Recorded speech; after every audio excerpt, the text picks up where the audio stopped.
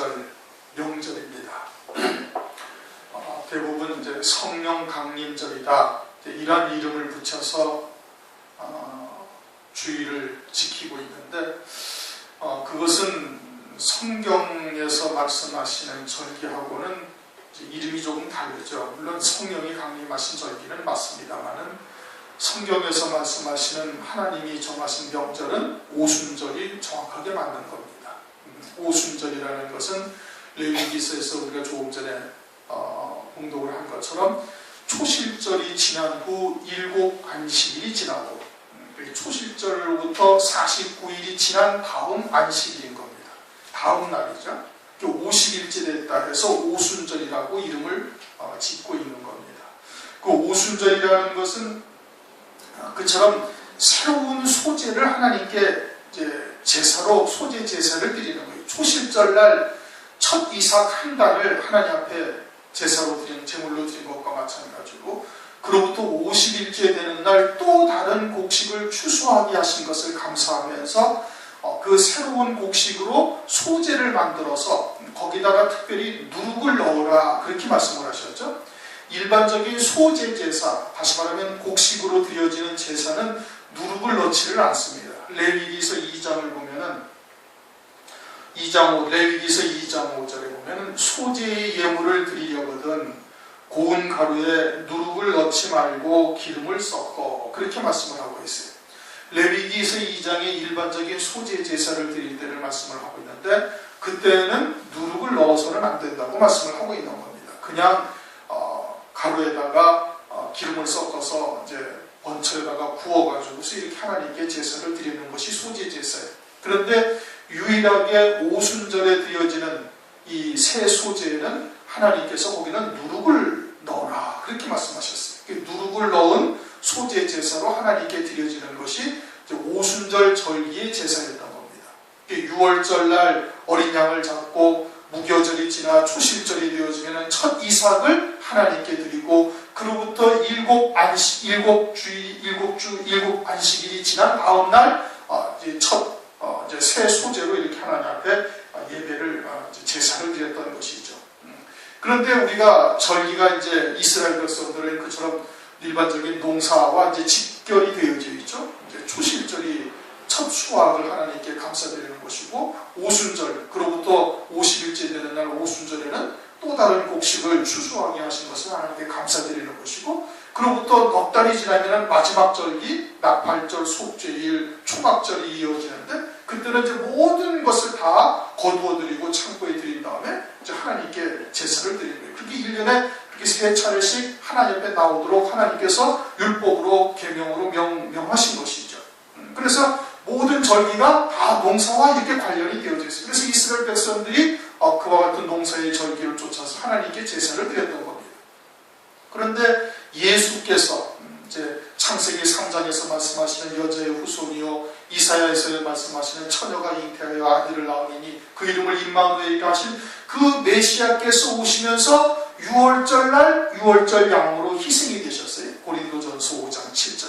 그리고 무교절 때 무덤에 묻히시고 그리고서는 초실절에 부활의 첫 열매가 되셨다. 이 고린도전서 15장 20절이나 고린도전서 15장 23절에 그렇게 말씀을 하셨거든요. 그 부활의 첫 열매가 되셨다. 그 초실절 날 주님이 부활을 하신 거예요. 6월절 날 6월절 양으로 희생이 되시고 초실절 날 부활의 첫 열매가 되시고 그리고 그로부터 50일째 되는 날 성령이 임하셨다. 그러니 오순절의 실상, 초실절의 실상, 6월절이나 초실절, 무교절의 실상이 다 예수 그리스도이신 것과 마찬가지로 오순절의 실상도 그리스도로 이루어지는 구원의 놀라운 것들이 우리에게 실상이 되어지는 겁니다. 구원을 말씀하시는 거예요. 영적인 농사를 짓는 것을 말씀을 하고 있는 것이죠.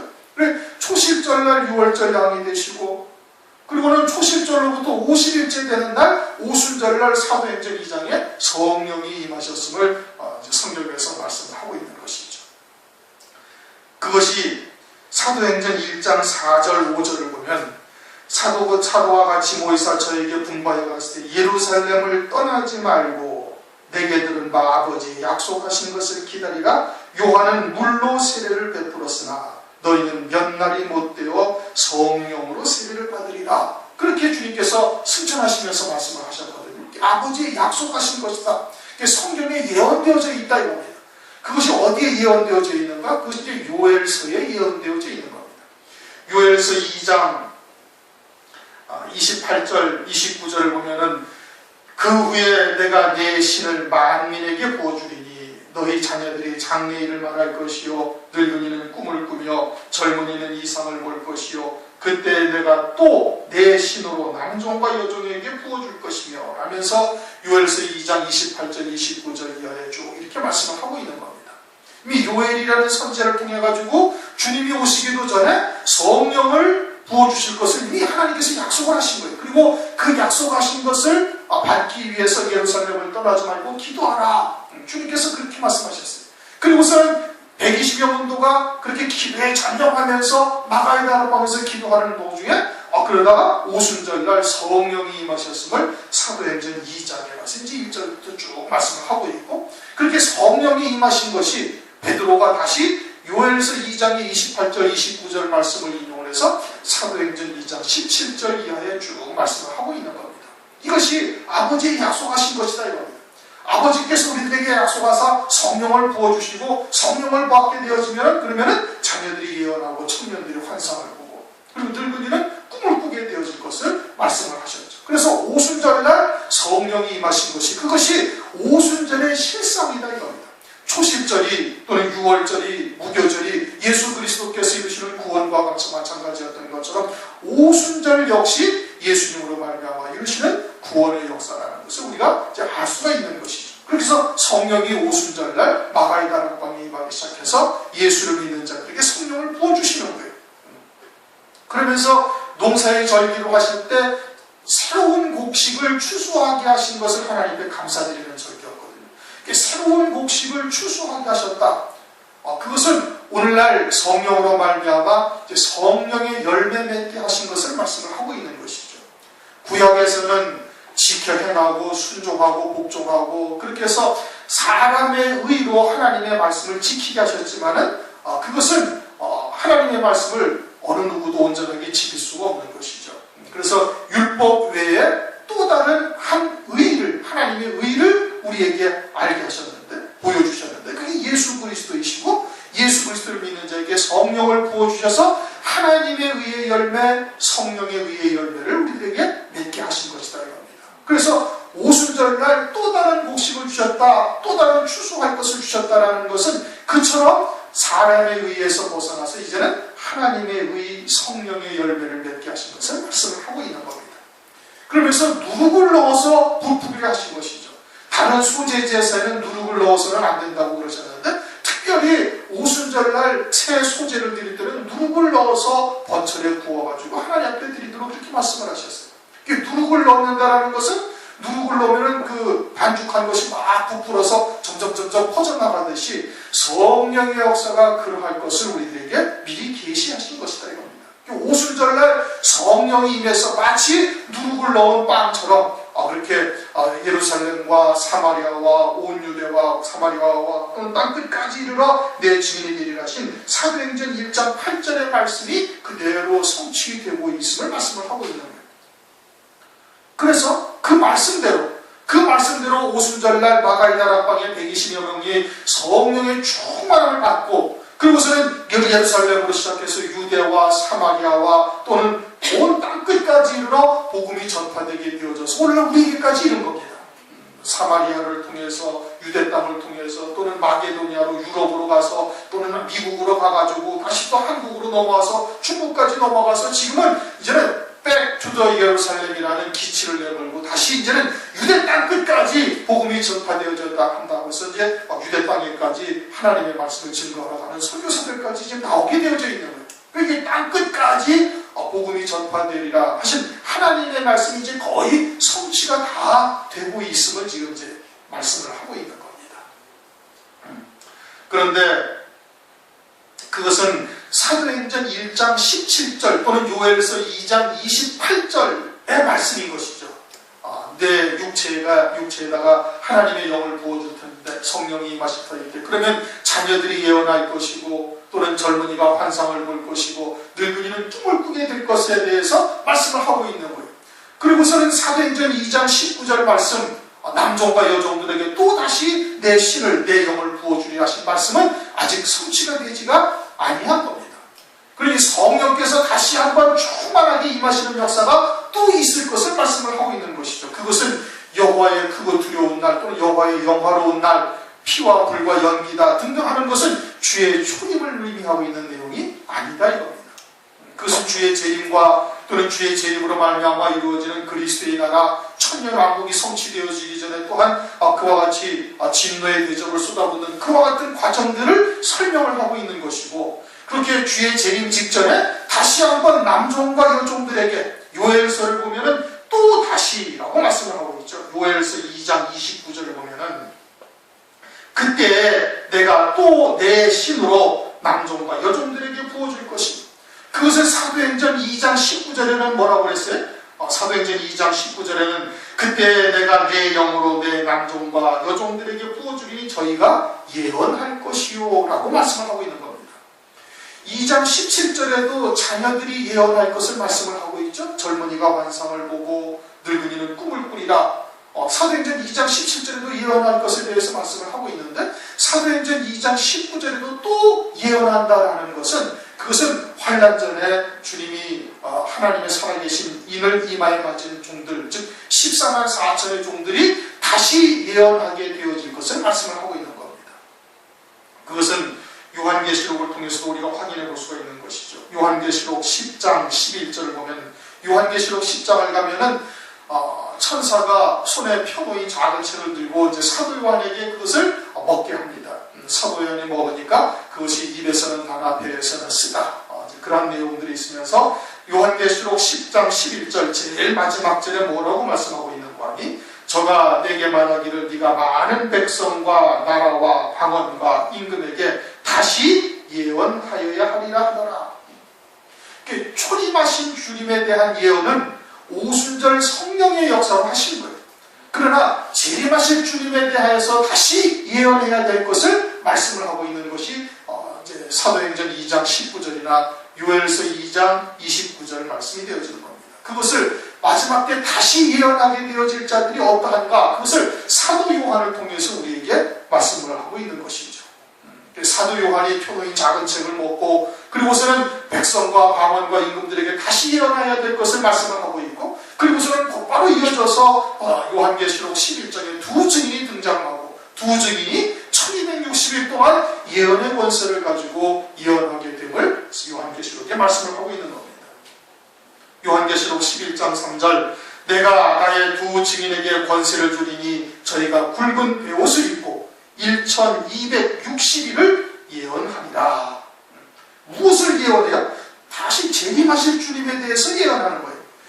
그러니까 오순절 마가의 다락방에 성령이 임하셨던 것은 오신 주님에 대해서 예언하지만은 이제 두 증인, 즉 요엘서 2장 29절이나 사도행전 2장 19절의 말씀, 남종과 여종들이 또다시 예언하게 되어지는 그 예언은 다시 오실 주님에 대해서 예언하게 되어지는데, 그 예언은 펴놓인 작은 책을 먹고 1260일 동안 예언할 뿐 아니라 그들에게 하나님께서 철저한 권세를 주셔서 1260일 동안 예언하는 동안에 그 어느 누구도 그들을 해할 수가 없게 하십니다.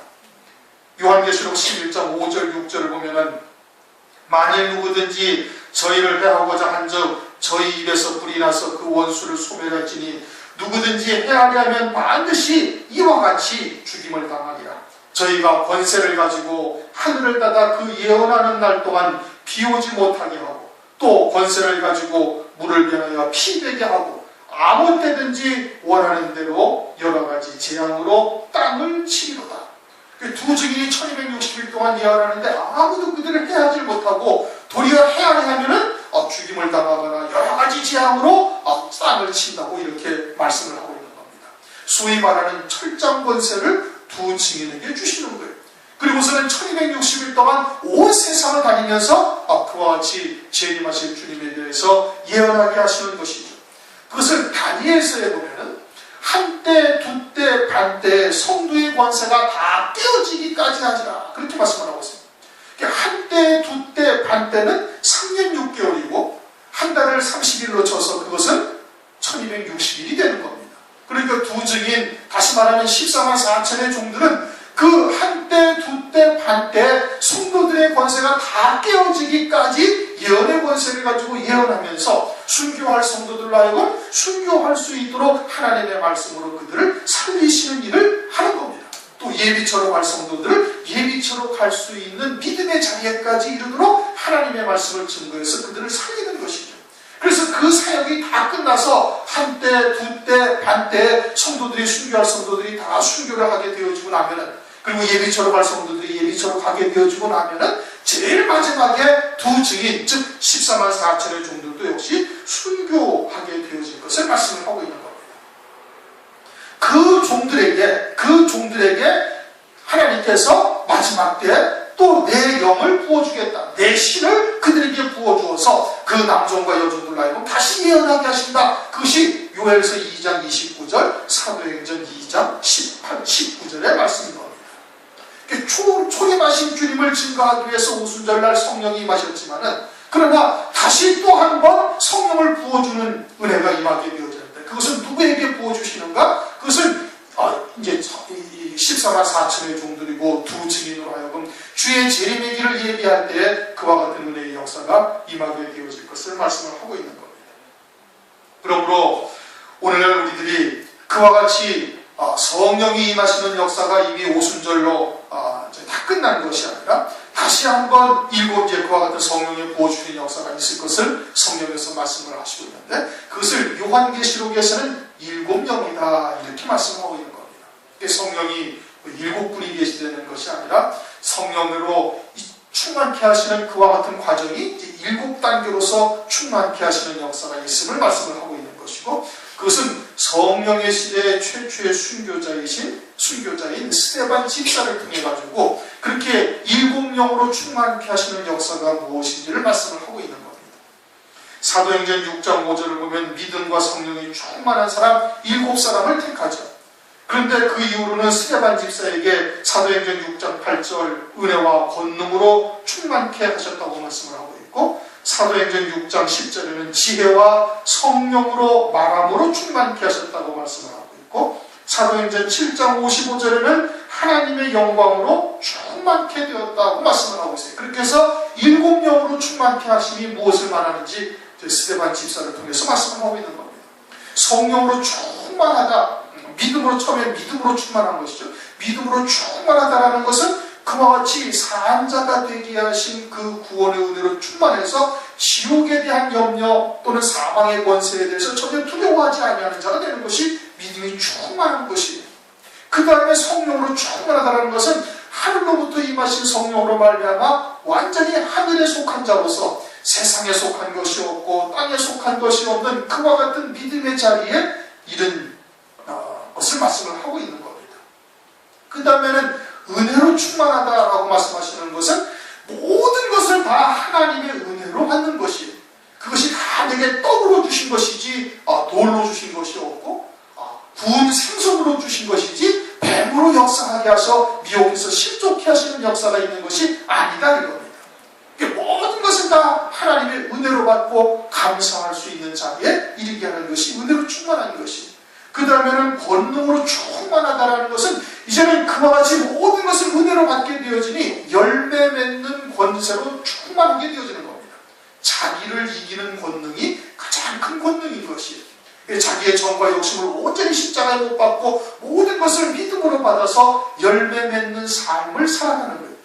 그 다음에는 지혜로 충만하다라는 것은 그렇게 하늘에 속한 자로 모든 것을 은혜로 받게 되어지니 하나님께서 나를 향하신 뜻이 무엇인지를 깨닫게 되어지고, 우리에게 조성하신 여러 가지 환경을 통해서 이루어가실 하나님의 뜻까지 알게 되어지는 거예요. 그러니까 하나님의 지혜로 충만한 거예요.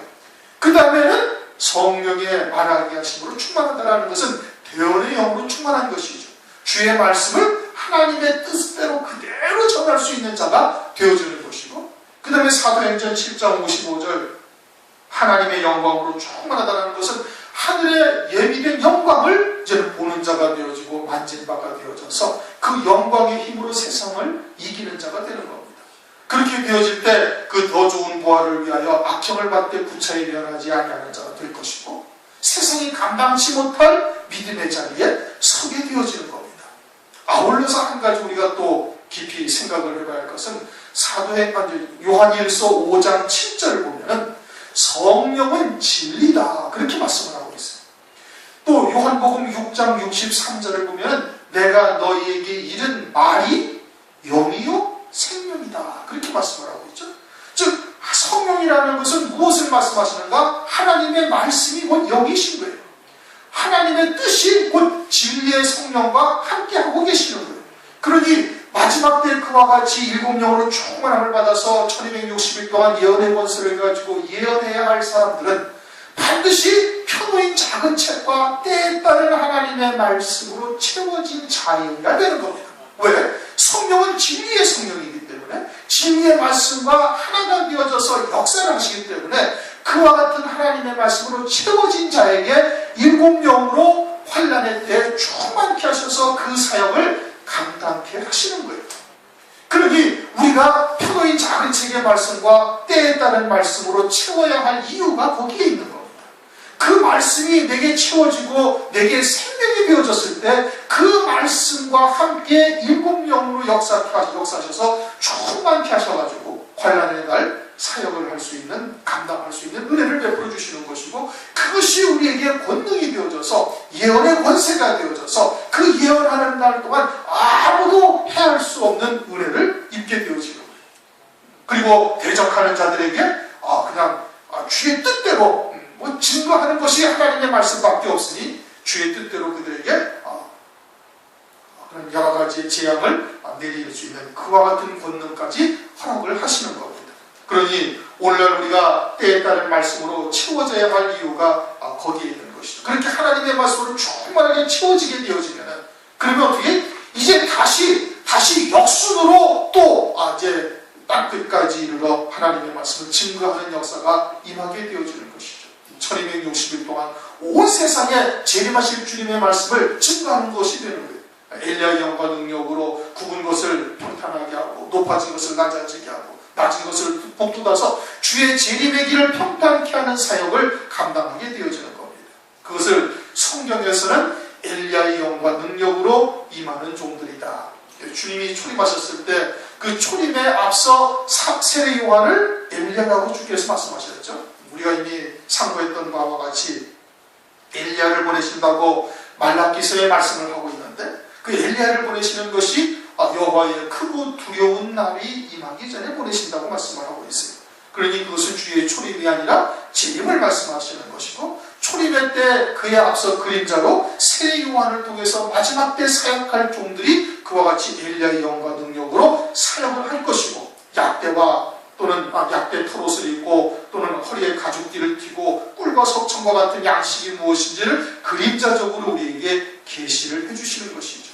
그러니 오늘날 우리들이 가장 시급해야 할 일들은 때에 따른 말씀으로 우리가 아구까지 채우는 겁니다.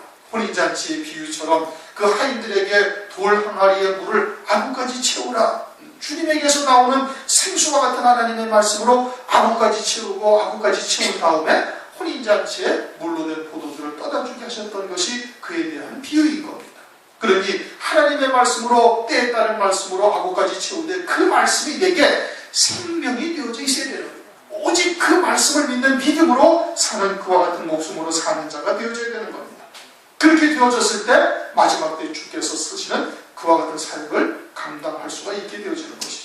그러면은 이제는 사도행전 1장 8절 오직 성령이 너희에게 임하시면 너희가 권능을 받고 예루살렘과 온 유대와 사마리아 땅끝까지 이르러 내 증인이 되리라 하신 그 말씀대로 이제는 거꾸로 하나님의 말씀을 증거하며 주의 재림의 길을 예비할 수 있게 되어지는 겁니다.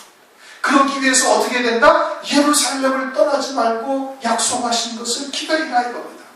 그때에도 나라다락방에 모여서 120여 문도가 기도에 전념하니까 하늘로부터 불과 같은 보이는 것이 임하고 성령의 역사가 임하였던 것처럼 마지막 때에도 주의 재림의 때가 임박할수록 어떻게 돼? 예루살렘을 떠나지 말고 기다려서 아버지의 약속하신 것을 기다려야 되는 거예요. 그러면은 오늘날 예루살렘은 무엇을 말하는가? 그것은 요한계시록 2장 3장에 있는 금천대 교회인 겁니다. 재림하실 주님을 맞이하게 되어질 그와 같은 하나님의 말씀이 있는 그 교회를 떠나지 말고 그곳에서 어떻게 된다? 기다려야 되는 거예요. 언제를? 주님의 때를. 무엇하면서? 기도에 전념하면서. 디모데전서 4장 5절에 하나님의 말씀과 기도로 거룩하여진다고 말씀을 하고 있습니다. 하나님의 성품 또는 우리가 성령의 충만함을 잃기 위해서는 무엇을 해야 되는가? 첫째는 하나님의 말씀이 있어야 됩니다.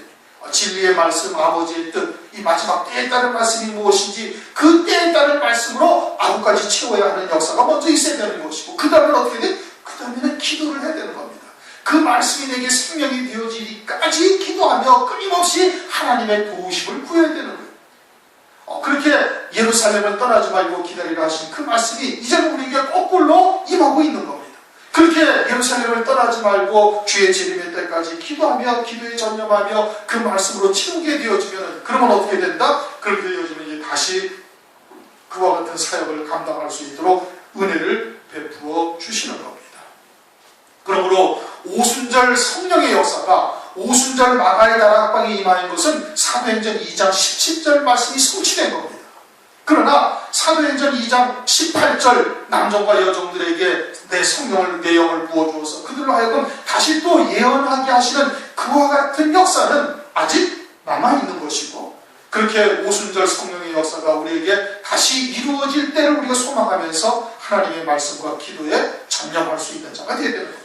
예루살렘을 떠나지 말고 기도에 전념하라 그렇게 말씀하고 있죠. 아버지의 약속하신 것을 기다리라.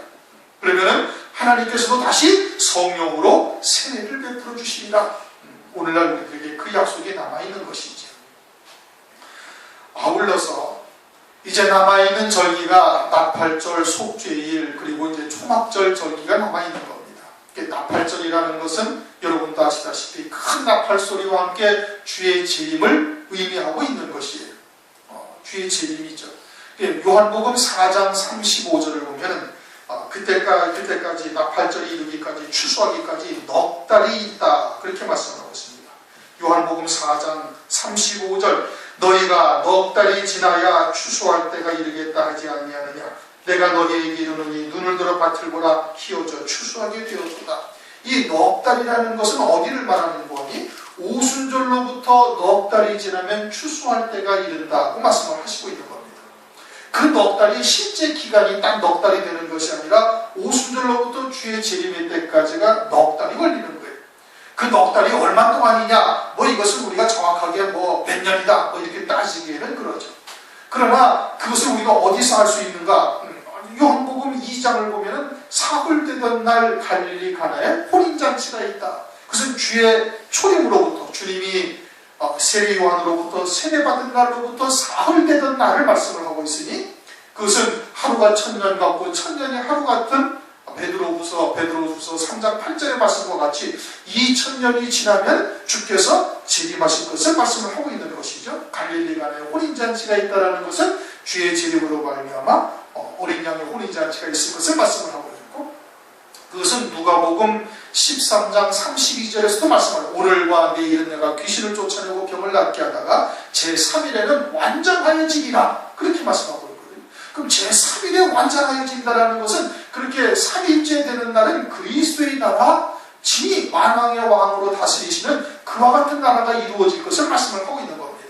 그러니 갈릴리 가나의 혼인잔치나 누가복음 13장 32절의 말씀과 같은 그런 말씀을 보면은 2000여 년이 지나면은 주께서 재림하실 것을 성경에 이미 예언을 해놓고 계시는 것이고 마태복음 24장을 보면은 주의 재림의 때에 대해서 제자들에게 말씀하시면서 유일한 표적으로 유일한 징조로 무화과 나무의 징조를 말씀을 하셨어요. 무화과 나무가 잎이 가지가 나고 가지가 연하여지고 잎이 나게 되어지면 곧 여름이 오게 되어지는데 그러면은 주의 재림이 문 앞에 이른 줄 알라 그렇게 말씀을 하셨는데 그 무화과 나무가 이스라엘의 독립이라는 아주 세계사의 유일무이한 하나님의 표적인 겁니다. 이스라엘이라는 나라가 주님을 십자가에 못 박아 죽인 후에 그냥 돌 위에 돌 하나도 남지 아니하고 나라 전체가 사라져버렸어요. 서기 70년. 그러다가 1948년 아주 신기한 게 이 이스라엘 나라가 독립을 하게 되어지고 지금은 전 세계의 경제권을 이 유대인들이 쥐락펴락하는 이와 같은 현상이 이제 오늘날 우리 눈으로 지금 목도하고 있는 겁니다. 그 이스라엘이라는 나라가 아주 조그맣고 얼마 되지도 아니하지만 아랍권에서 감히 건들지 못하는 이러한 지금 정치적인 또는 경제적인 또는 군사적인 이러한 위치를 지금 점하고 있어요. 여름이 된 것이죠. 잎이 무성한 것이. 그러면 어떻게 된다? 그러면 주께서 재림하실 때가 좀 눈앞에 이르렀다고 성경에 말씀을 하고 있는 겁니다. 그러니 오늘날 우리가 사는 이 시대가 주의 재림이 아주 임박한 때요, 말세 중에 끝자락을 우리가 살고 있는 것이요, 그리고서는 아버지께서 약속하신 일곱 영으로 충만케 하시는 그와 같은 역사가 이제 곧 있게 되어질 때를 우리에게 지금 말씀을 하시고 있는 겁니다. 그러면 어떻게 된다? 그럼 예루살렘을 떠나지 말고 아주 아버지의 약속하신 것을 기다리라 이겁니다.